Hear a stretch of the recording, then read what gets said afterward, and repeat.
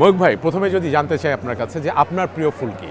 আমার প্রিয় ফুল যদি বলি রজনীগন্ধার কথা বলবো। ভালোবাসার মানুষের হাতে যদি কোনো ফুল তুলে দিতে চান, সেই ফুলটা কোনটা হবে? ভালোবাসার মানুষের হাতে তো সবাই গোলাপ ফুলই তুলে দিতে চায়, আমিও তার ব্যতিক্রম না। আর খোপায় যদি কোনো ফুলের মালা দিতে চান? এটাও খুব বেশি ব্যতিক্রম কিছু হবে না, বেলি ফুল।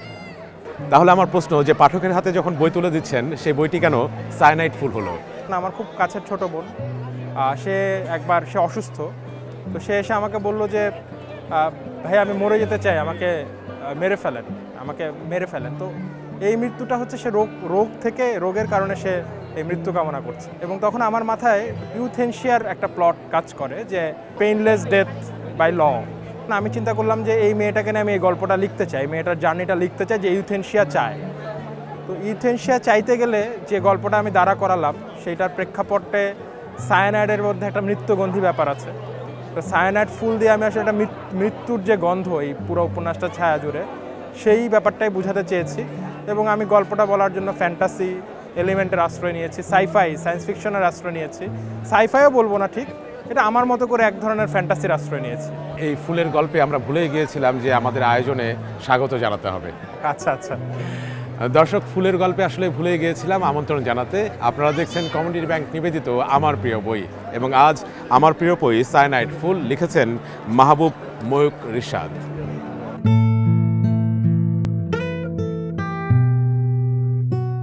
এই যে আপনি লিখছেন যে জগতে যা কিছু ঘটে তার কতটুকুই রটে, দৃশ্যের আড়ালেও থাকে অদৃশ্য কত চোখ। থাকতে পারে তীব্র অসুখে ভোগা কোনো তরুণীর গল্প, যে তরুণী ঘুরে বেড়াচ্ছে প্যারালাল জগতে, যার বাঘ কথা বলে মানুষের ভাষায়, যার পাখি আক্ষরিক অর্থে দার্শনিক। এই যে বাঘ এবং পাখি, এই বিষয়টি আসলে জানতে চাই।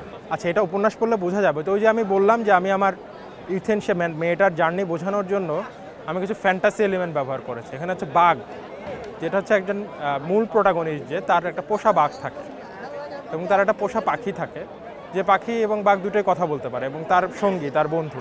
ওই এলিমেন্টের ব্যবহারের মাধ্যমে আমি আমার গল্পটা এগিয়ে নিয়ে গেছি আর কি।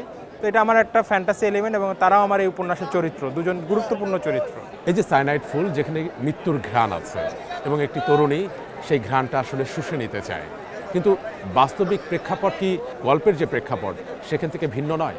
অবশ্যই ভিন্ন, কারণ বাস্তবে এরকম কোনো ঘটার সুযোগ নেই। অন্তত সাউথ এশিয়া, বাংলাদেশ এবং বিশ্বের কোনো দেশে, খুব অল্প কিছু দেশে হয়তো বা এটা সুযোগ আছে। বাস্তবের গল্পই যে সবসময় লিখতে হবে তা তো নয়। তা আমি আমার কল্পনার আশ্রয় নিয়েছি। আমি দেখাতে চেয়েছি যে এভাবেও গল্প ভাবা যেতে পারে, এভাবেও একটা জীবনকে ভাবা যেতে পারে। এই সায়ানাইড ফুল থেকে পাঠকের কাছে আপনি কোন সুঘ্রাণটা আসলে পৌঁছে দিতে চেয়েছেন? ফিলোসফিক্যাল জায়গা থেকে, দর্শনের জায়গা থেকে, যে জীবনের আসলে অনেক লেয়ার থাকে, সবগুলো লেয়ার আমরা দেখি না। তা আমাদের দৃষ্টিটা বড় করার জন্য, আমাদের মনটা বড় করার জন্য, জীবনটাকে যদি আরও ভিন্নভাবে দেখা যায়, সেই জায়গাটা ধরার চেষ্টা করেছি। ধন্যবাদ আমাদের সাথে সায়ানাইড ফুল নিয়ে এত কথা ভাগাভাগি করে নেবার জন্য। দর্শক, কথা হচ্ছিল সায়ানাইড ফুল নিয়ে, এবং আপনারা দেখছিলেন কমিউনিটি ব্যাংক নিবেদিত আমার প্রিয় বই। এবং আমরা বলছি জীবনের অনেক সুঘ্রাণ আছে, এবং আমরা জীবনের সেই অলিতে গলিতে কিংবা আনাচে কানাচে পায়ে হেঁটে সেই সুঘ্রাণগুলো কুড়িয়ে নিতে চাই। সবাই ভালো থাকবেন, আগামী পর্বে আবারও দেখা হবে।